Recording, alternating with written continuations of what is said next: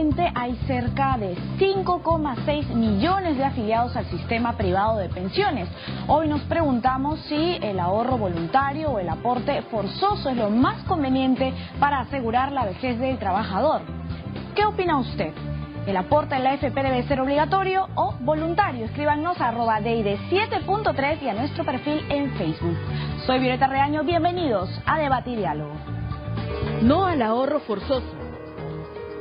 Todos merecemos una vejez digna.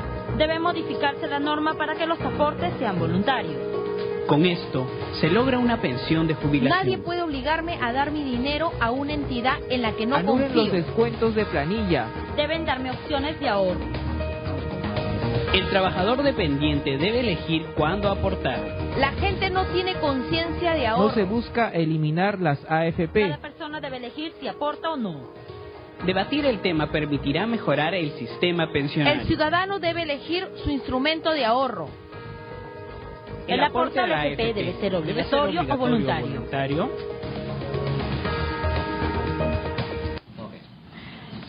Bienvenidos a Debate y Diálogo. Ya nos acompañan en nuestra mesa Juan Mendoza, él es economista y director de la maestría en Economía de la Escuela de Posgrado de la Universidad del Pacífico, y también Fernando Centeno, abogado y director del Grupo Verona. Bienvenidos a Debate y Diálogo. Hemos presentado una pregunta, una premisa, si el aporte a la AFP debe ser obligatorio o si este debe ser voluntario. En todo caso, ¿qué opina Juan Mendoza? Bueno, me parece que tenemos ya 20 años, un poco más de 20 años del sistema previsional, tal y como fue diseñado a principios de los 90, y los resultados son bastante malos de forzar a las personas a ahorrar.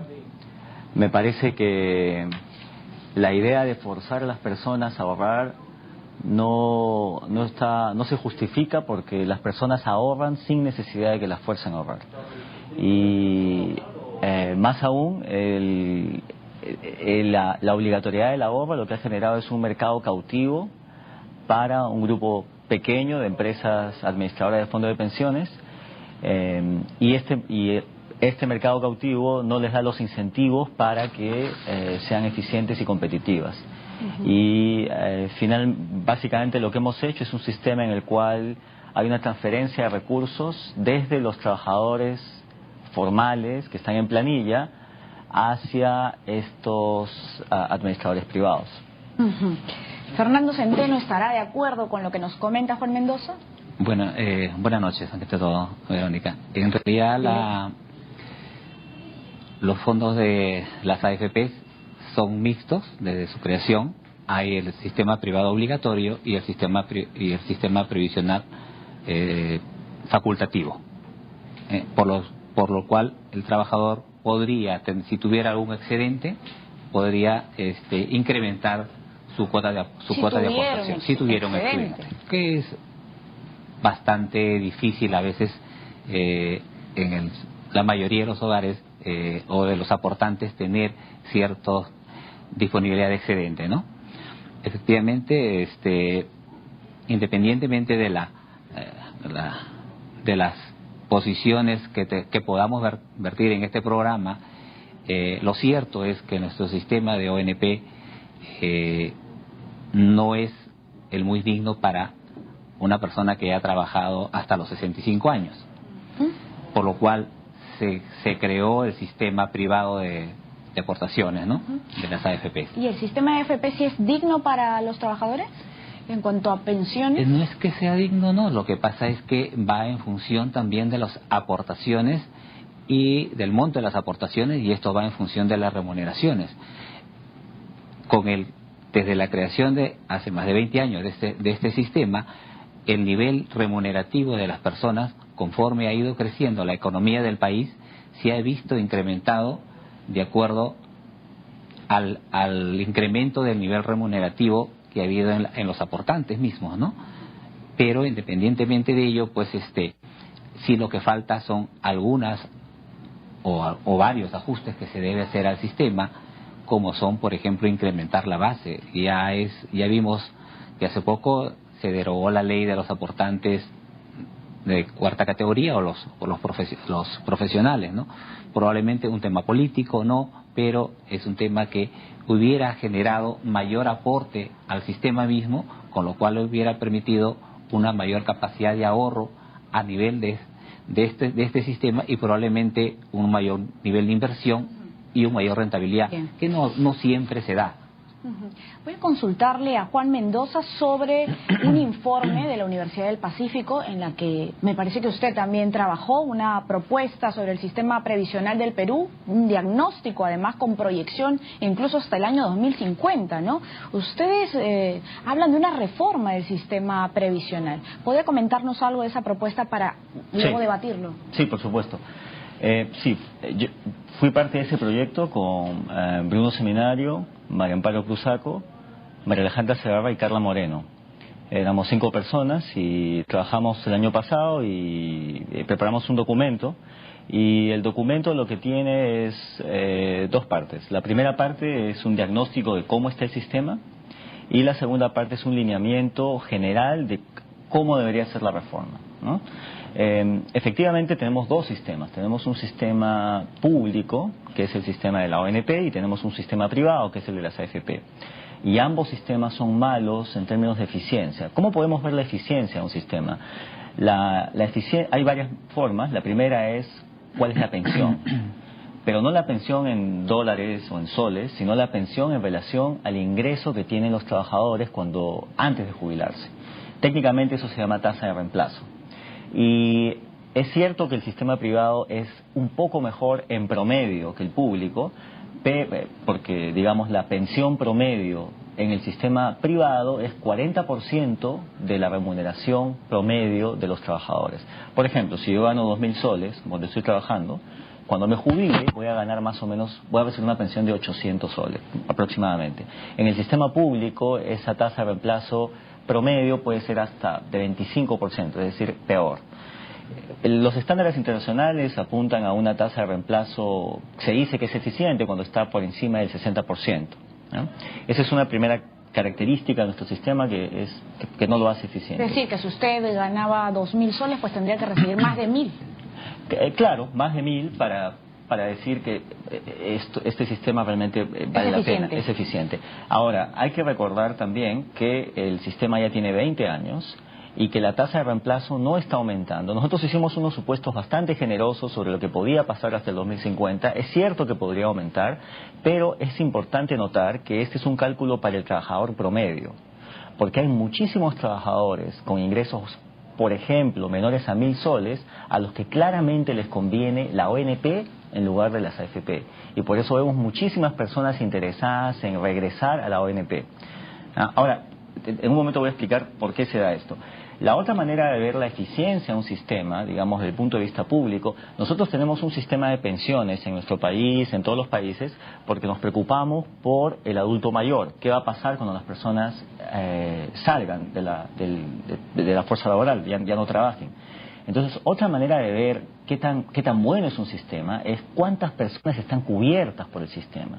Es decir, por ejemplo, si tenemos 1 millón de trabajadores, ¿cuántos trabajadores realmente se están jubilando con una pensión?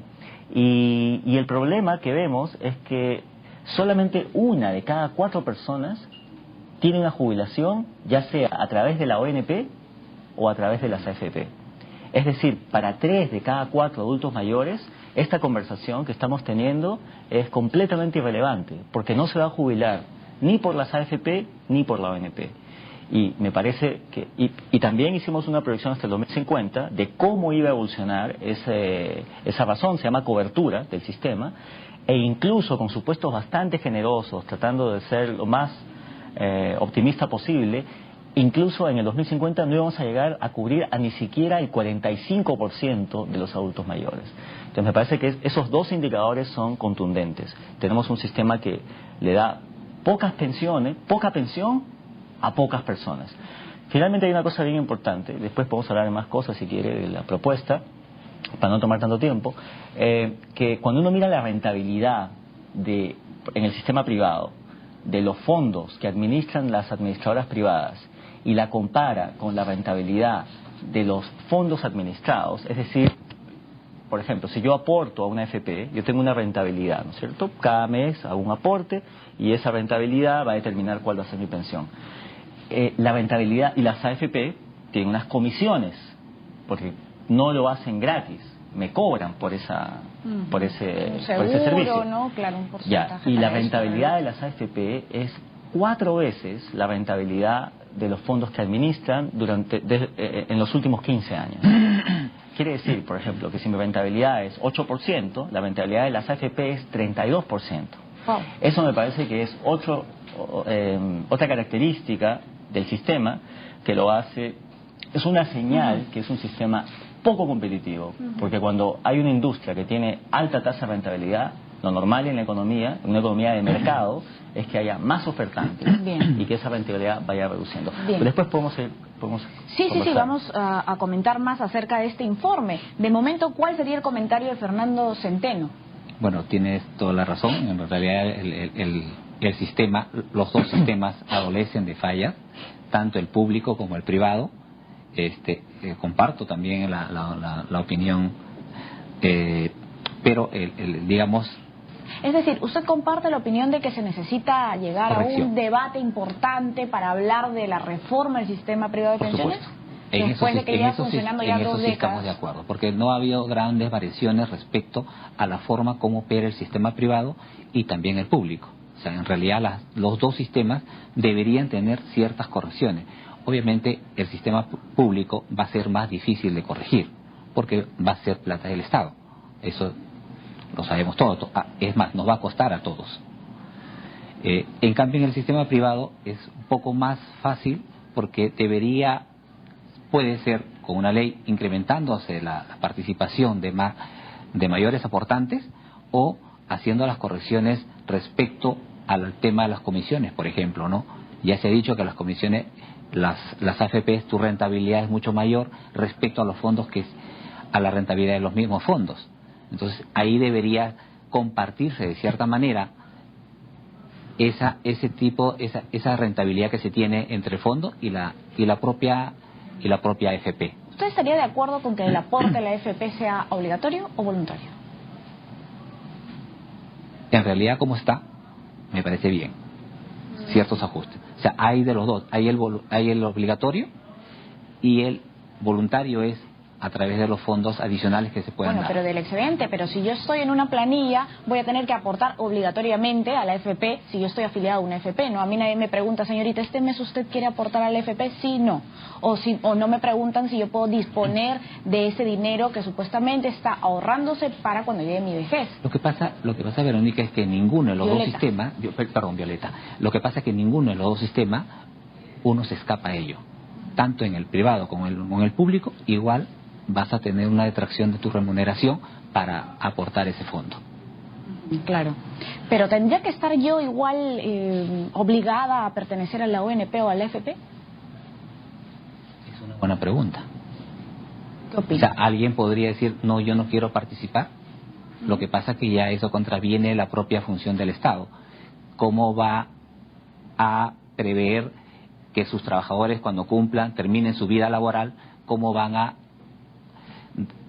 verse o por lo menos sustentar su vida con qué fondos, ¿no? Si todos se lo gastan, en realidad no hay pues quien se haga cargo de ello. Claro, o sea, ¿vamos a recurrir a qué? ¿Pensión 65? No, eso tampoco no me parece. Alguien me tiene que decir, a mí, a Violeta Reaño, a los peruanos, de qué manera debemos ahorrar, o si sabemos ahorrar. Porque es una también de las preguntas que nos hacen en las redes sociales, ¿no? Yo sé ahorrar y estoy tomando las previsiones necesarias para mi vejez. Otras personas, por el contrario, dicen, bueno, yo creo que la AFP y la ONP es una alternativa tremenda y eficaz que, bueno, me permite tener una proyección para cuando yo tenga ya más de 60 años. Bueno, con este comentario vamos a volver, pero tras la pausa, porque es momento de hacer un corte en debate y diálogo, pero regresamos con más.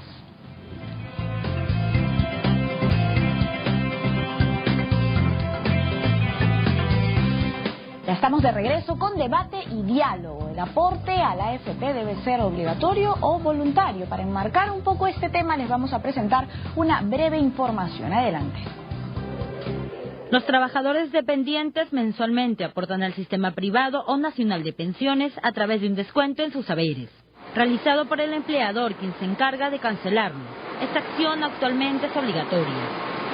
Es en 1992 cuando se introduce este sistema de contribuciones, siendo administrado por una administradora de fondo de pensiones, AFP, y regulado por la Superintendencia de Bancas, Seguros y AFPs, SBS. Según la normativa vigente, el aporte se compone de los siguientes conceptos: 10% del sueldo como aporte a la cuenta individual propiedad del afiliado, entre el 1.16% y el 1.42% como prima de seguro de invalidez, sobrevivencia y gastos de sepelio. Y por último, entre el 1.75 y 2.14 de comisión por administración del fondo. Los aportes se realizan a la AFP que el empleado haya elegido afiliarse. También los trabajadores de MIPES que estén incorporados al sistema privado de pensiones están obligados a aportar.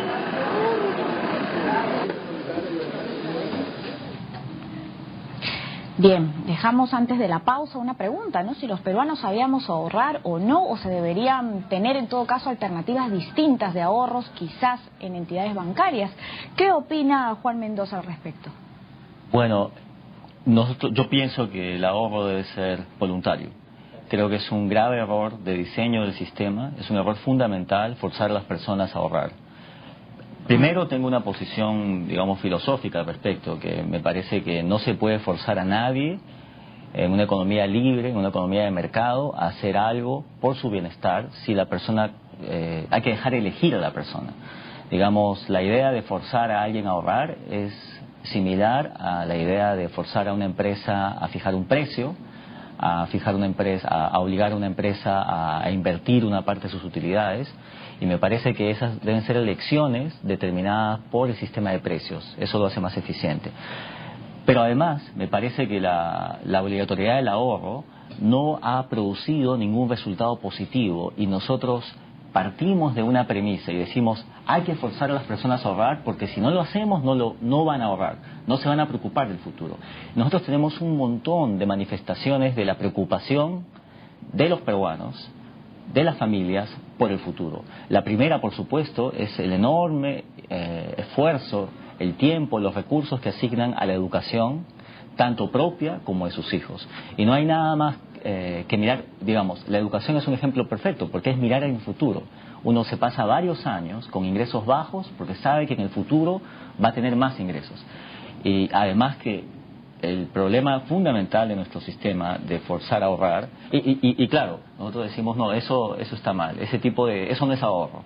El ahorro que a mí me importa es el ahorro financiero, porque ahorrar para educarse no es pensar en la vejez.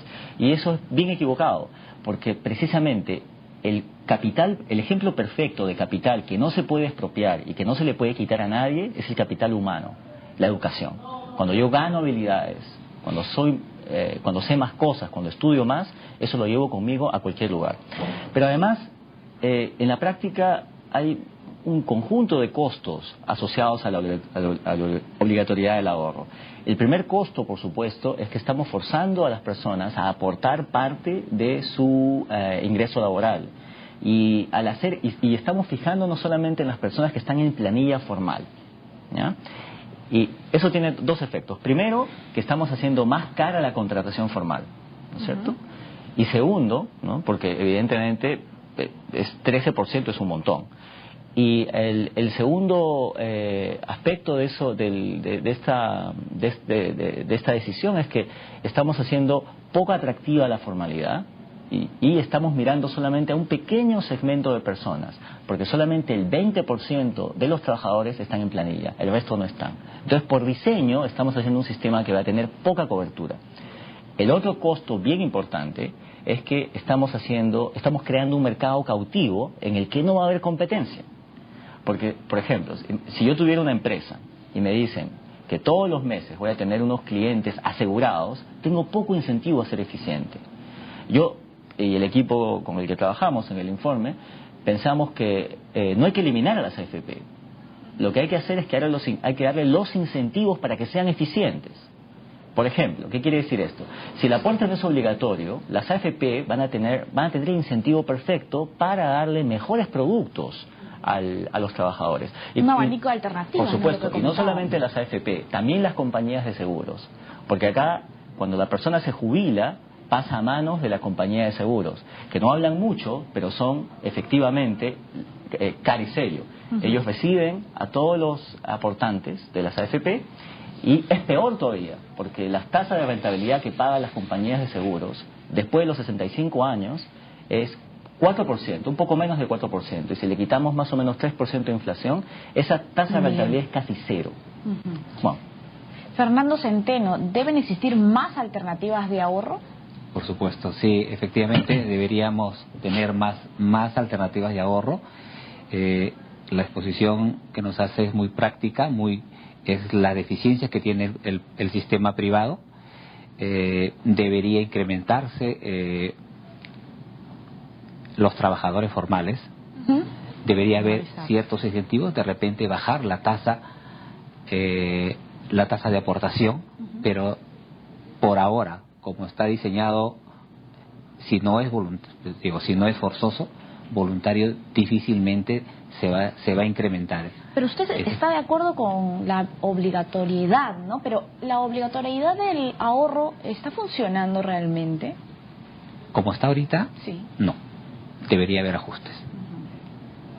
En eso sí estoy de acuerdo. O sea, sí es forzoso, porque ahorita hay 20% de la masa laboral, o sea, solamente es la que aporta la AFP.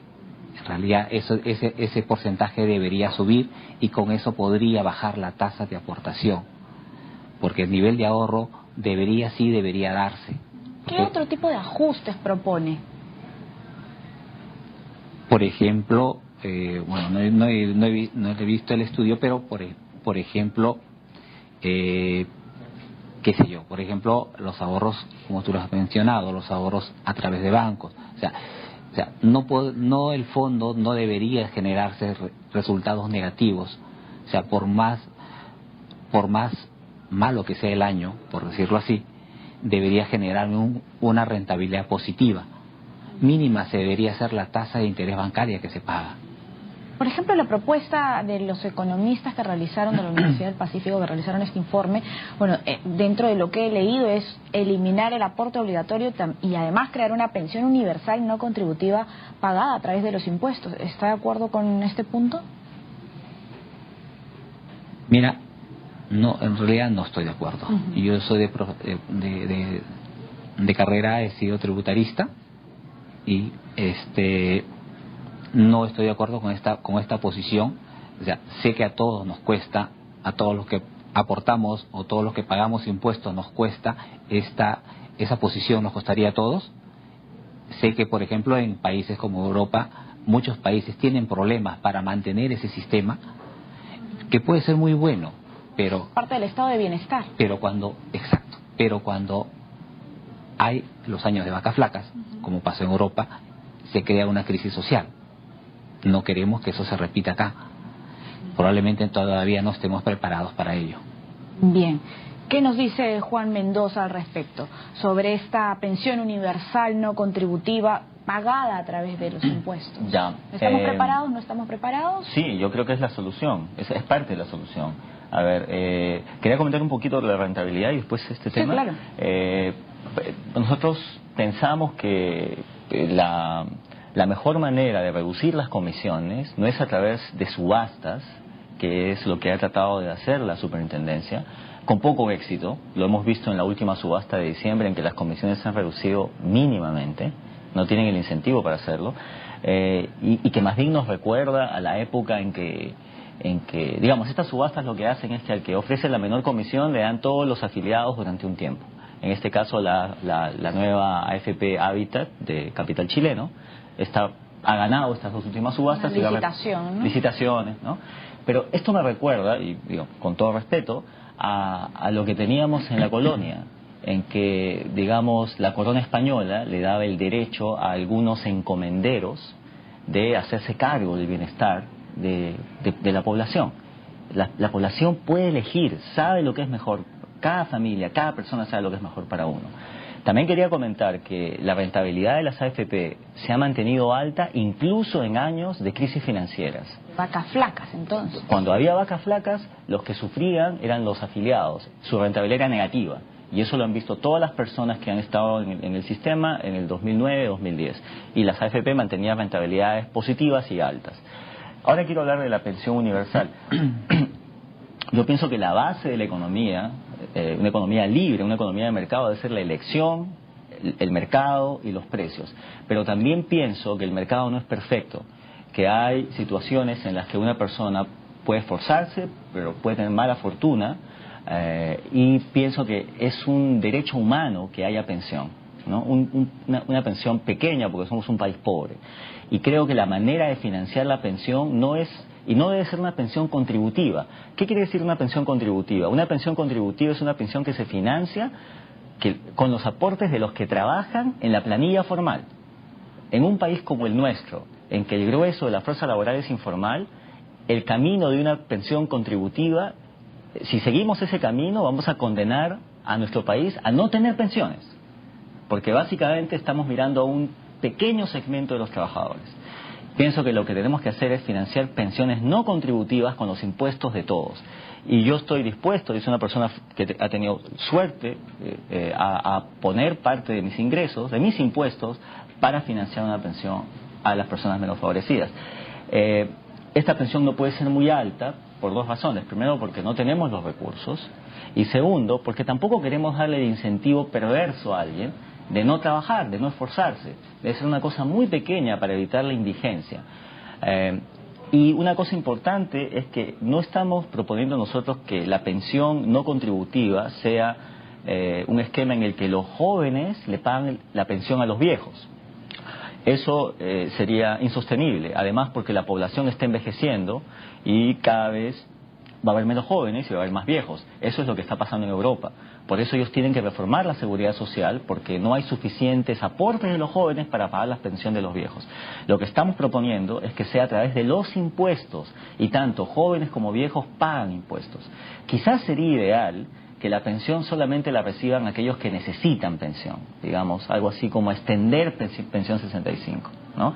Que, dicho sea de paso, es uno de los programas, quizás el programa exitoso de este gobierno, que tiene muchísima más gente y crecimiento muchísimo mayor que la ONP y que la AFP, ¿eh? Que las AFP. Y me parece que esa pensión no contributiva, entonces, como se financia con los impuestos, está libre del problema demográfico, ¿no? Y más allá de esa pensión mínima, si uno quiere tener más pensión, el mercado debe operar, ¿no? Y yo confío, y creo que la evidencia, aunque este año estamos trabajando justamente en buscar mucha más evidencia, y la estamos encontrando, de que las personas efectivamente ahorran, se preocupan por el futuro, no son personas, no son objetos, no son muebles, que es más o menos la idea de esta legislación, tratar a las personas como si fueran muebles, ¿no? Las personas piensan, se preocupan por el bienestar de sus familias, y pienso que una vez que se elimine la obligatoriedad, el sistema va a ser más competitivo y se va a fomentar mucho más la cultura de ahorro, y van a aparecer muchas más alternativas de ahorro para las personas. Bien, es momento de una pausa, pero regresamos con Juan Mendoza y con Fernando Centeno en la mesa de debate. Pausa y regresamos.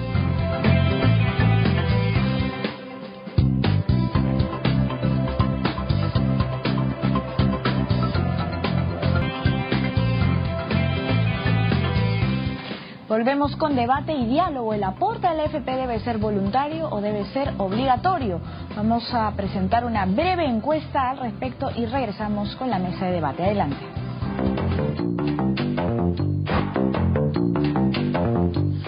Mira, yo pienso que debe ser obligatorio.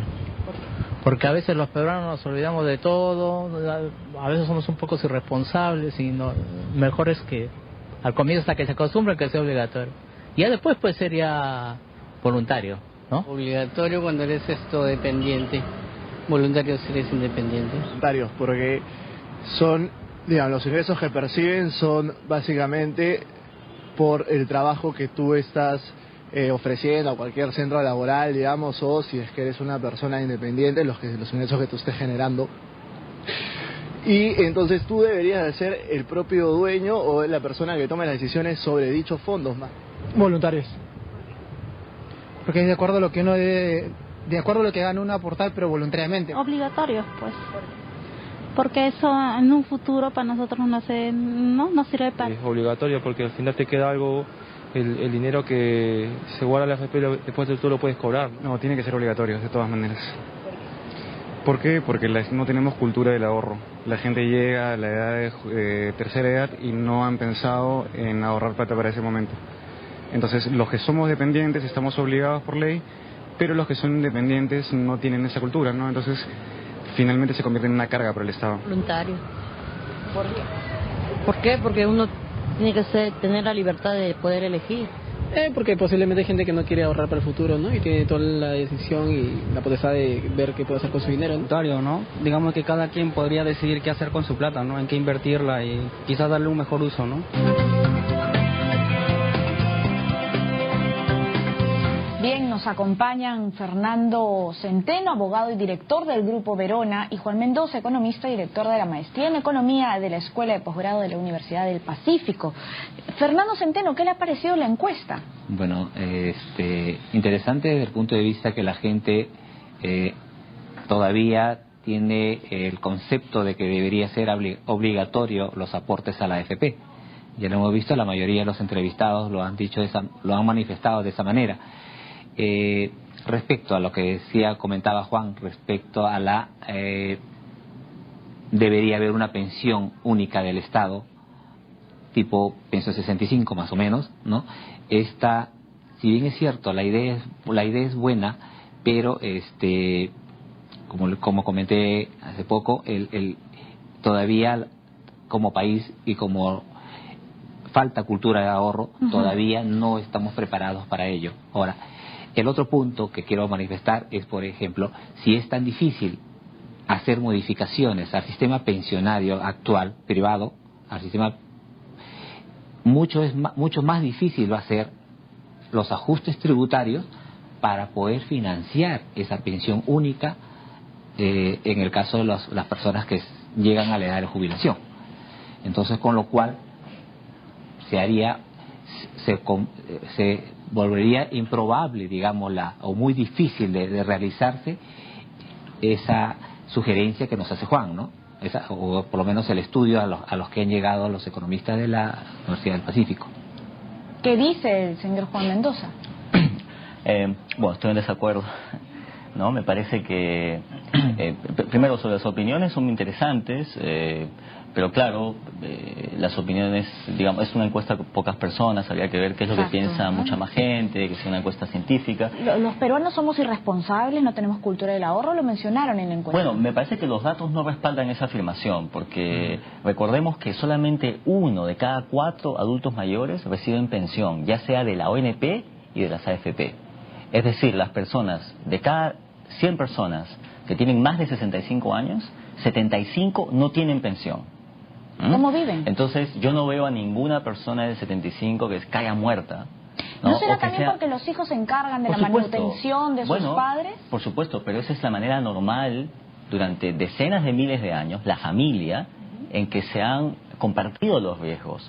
Y un efecto, por supuesto, del que nadie habla de este sistema, es que estos mecanismos familiares se debilitan. La familia, y es un sistema excelente. ¿Qué mejor que la familia para cuidarse entre jóvenes y adultos? Pero las relaciones familiares también se debilitan mucho. Se debilitan con esto, pero esto no ayuda, por supuesto. Ahora, por otro lado, ¿dónde está el Estado? Digamos, históricamente, no hablo solamente del Estado peruano, de muchos estados latinoamericanos. ¿Dónde está esa ayuda tan grande que le dan a los adultos mayores? Solamente 1 de cada 4 recibe pensión a través de estos sistemas. Yo pienso que es bien importante que, por supuesto, esta es solamente una opinión de nosotros, y en especial hoy una opinión mía. Me parece que debe haber un debate, y un debate transparente, porque yo recuerdo hace unos meses cuando salió este tema, que muchas de las personas que opinaban tenían su sueldo, sus ingresos dependían indirecta o directamente de una AFP o de las compañías de seguros. Y evidentemente esas opiniones son interesadas, porque si por ejemplo alguien dice que quieren eliminar mi puesto de trabajo, yo voy a estar en contra de eso, ¿no? Creo que el debate debe ser amplio, debe abarcar no solamente los economistas y los abogados, sino toda la sociedad, porque es una elección fundamental de la sociedad. ¿Qué hacemos con el adulto mayor? Y hay, a pesar de eso, creo que hay buenos aportes. Hay un libro excelente que me gustaría recomendar, que es un libro del profesor Jorge Rojas, de la Universidad Católica, que ha salido en noviembre justamente, y que habla del sistema privado de pensiones en el Perú. Es un excelente estudio. Me parece que el expresidente del Banco Central, Richard Webb, también está interesado en el tema. Estas son personas que pueden aportar y que me parece no tienen interés crematístico en el tema. Y el asunto finalmente va a ser que el debate se convierta en algo tangible a través del sistema político. Ahí no tengo mucha esperanza, porque estamos en un año electoral y va a ser muy difícil para un candidato al Congreso o a la presidencia decir que quiere hacer reformas a un sistema precisamente cuando los posibles aportantes pueden ser las empresas administradoras de fondos de pensiones. Pienso que lo más saludable sería ir a un referéndum en que las personas, el total de la población, decida sobre este tema tan importante de elección social. Voy a leer algunos comentarios que ya nos han hecho a través del Twitter. Nos dice, por ejemplo, Cristian74, deberían ser voluntarios los aportes, pero como está ahora la AFP y las AFPs, deberían permitir sacar el dinero de nuestro fondo para invertirlo o gastarlo. ¿Se puede sacar el dinero de un fondo privado de pensiones, Fernando Centeno? Bueno, como comentábamos...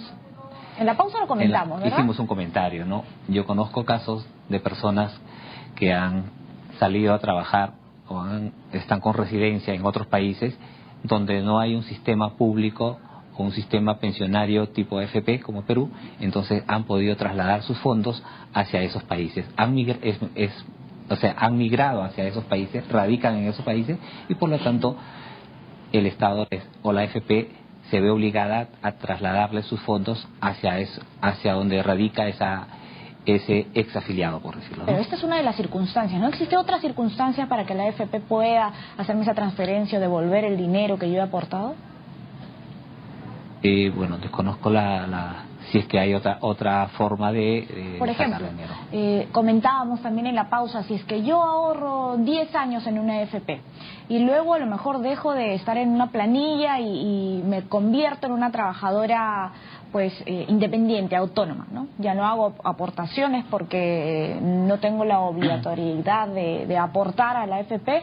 En el transcurso del tiempo, cuando llegue a los 60 años, la AFP me va a, digamos, devolver ese dinero de manera íntegra. ¿Cómo sería el mecanismo en ese caso? Me parece que la ley permite una retiro de fondos cuando no logra la pensión mínima. En ese caso, me parece que la AFP debería devolver el fondo al aportante. Sí, debería hacerlo en todo caso. Sí, solamente en esos casos. ¿Qué opina Juan Mendoza? Para el grueso de las personas que no viven en otro país y que no van a poder transferir los fondos o que no tienen una enfermedad, el término fondo individual es equivocado, porque ese dinero nunca regresa a la persona, ni cuando se jubila ni en ningún momento, porque cuando la persona se jubila no le van a devolver sus aportes. Eso lo deberían saber las personas que nos escuchan. Lo que van a hacer es ofrecerle dos alternativas. Una alternativa se llama retiro programado, en la que durante 15, 20 años le van a dar una pensión y después nada más. Y la otra, que es el grueso, es lo que la mayoría de las personas toman, es una renta vitalicia. Y en esta renta vitalicia le van a dar una pensión mientras viva, ¿no es cierto? Pero la tasa de rentabilidad de esta renta vitalicia en términos reales es cercana a 0%.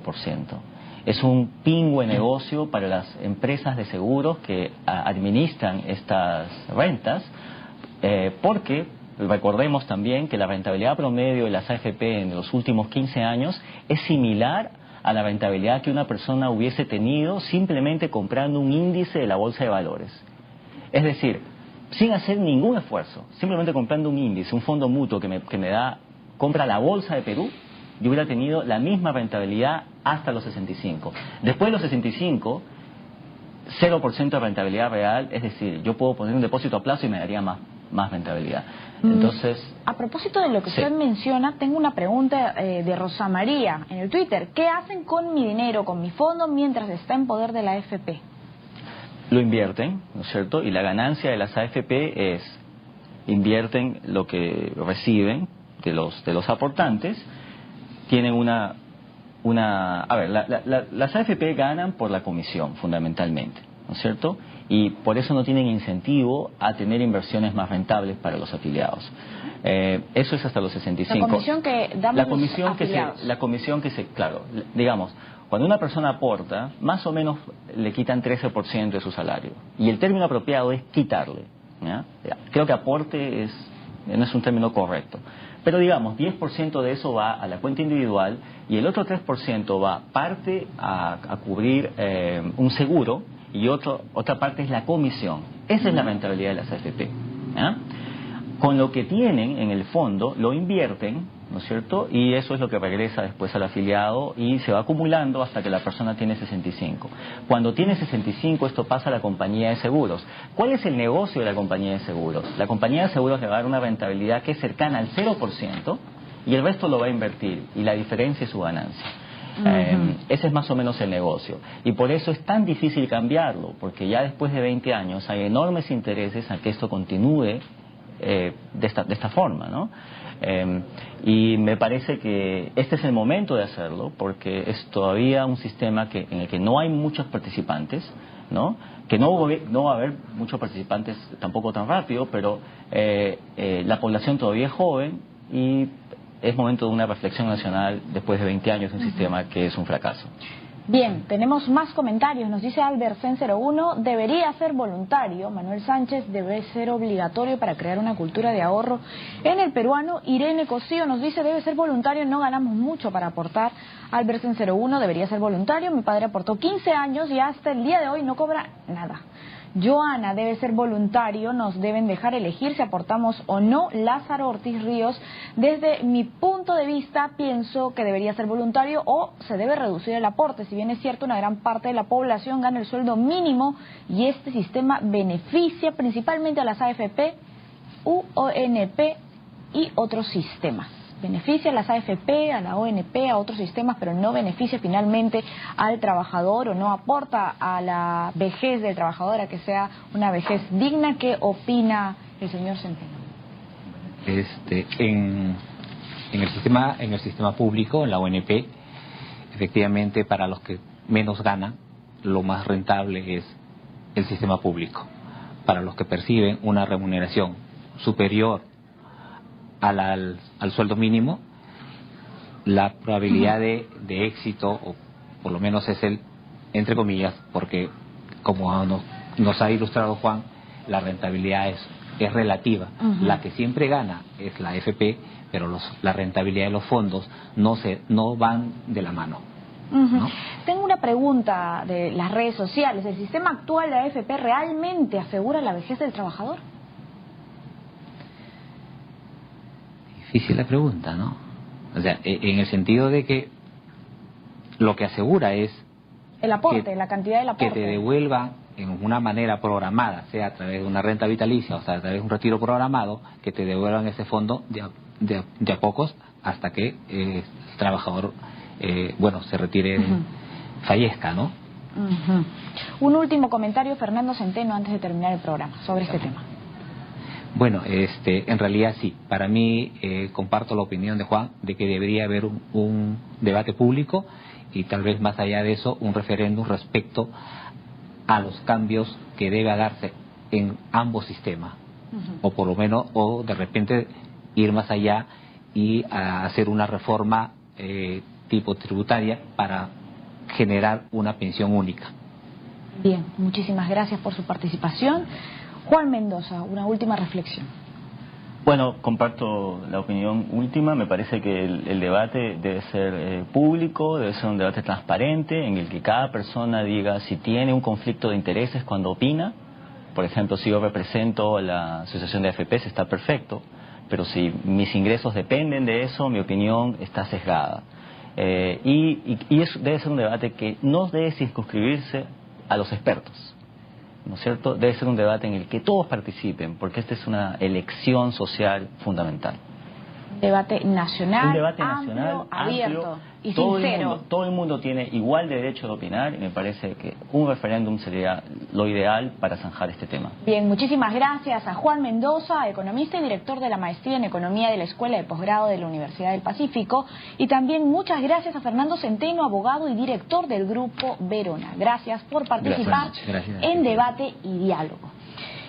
Ambos han coincidido en que se necesita un debate amplio, un debate sincero que permita mejorar este sistema que lleva ya 2 décadas funcionando en nuestro país. Sigan escribiéndonos a nuestras redes sociales, a @deide7.3 y a nuestro perfil en Facebook. Y recuerde que el debate también es diálogo. Hasta mañana, chao.